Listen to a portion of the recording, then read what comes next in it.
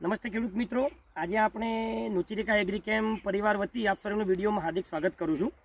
આજે આપણે ફરી પાછા ઈડર તાલુકાના વસઈ ગામના પ્રગતિશીલ ખેડૂત દીપકભાઈને ત્યાં આપણે આવી ગયેલા છીએ।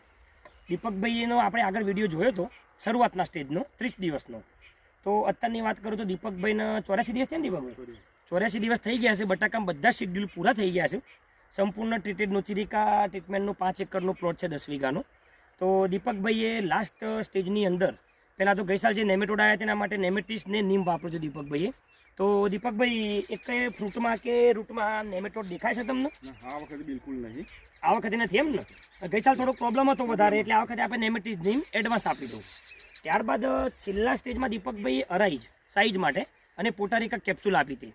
તો દીપકભાઈના મોઢે સાંભળીએ કે સાઇઝમાં એમને આજે 84 દિવસે કેવું લાગે? દીપકભાઈ, પોટારિકા અને અરાઈજ ચડાયા પછી તમને કેવું લાગે છે? બહુ રિઝલ્ટ સારું છે। સાઈઝમાં તમે અત્યારે બહુ મસ્ત આવી ગઈ છે, સાઈઝ ચાલુ થઈ ગઈ ને સારી છે, શેડ્યુલ બધા પતી ગયા છે।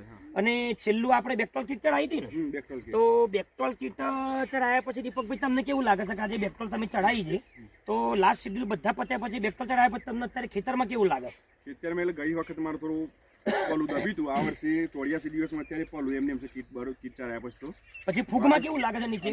આજે અત્યારે એક બી છોડ ઉપર ફૂગ લાગતી નહીં મને, એક પણ છોડ ઉપર ફૂગ નથી। એટલે ટૂંકમાં બેકટોલ જે ખોરાકનું મિત્રો કામ કરે છે કે જેટલા બી આપણે શેડ્યુલ ચડાયા એ ચડાયા પછી જે લાસ્ટમાં આપણે જો બેકટોલ ચડાવીએ તો જે જમીનની અંદર જે બફારાના લીધે જે ફૂગ લાગે છે ફૂગને કંટ્રોલ કરવાનું કામ કરે।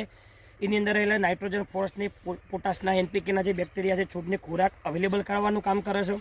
તો મિત્રો આપ જોઈ શકો છો કે ખેતર અત્યારે 84 દિવસે પણ પલું આ બાજુ બતાવજો, અત્યારે ખેતર પણ એકદમ લીલું લાગે છે, ગ્રીનરીમાં પલ્લું પડવાનું નામ લેતું નહીં। બાકી આજુબાજુ જોવા જઈએ તો લગભગ 70 થી 90% પલ્લું બિલકુલ પતી ગયેલું, બરાબર દીપકભાઈ? બટાકા કાઢવાના લોકોને ચાલુ થઈ ગયા।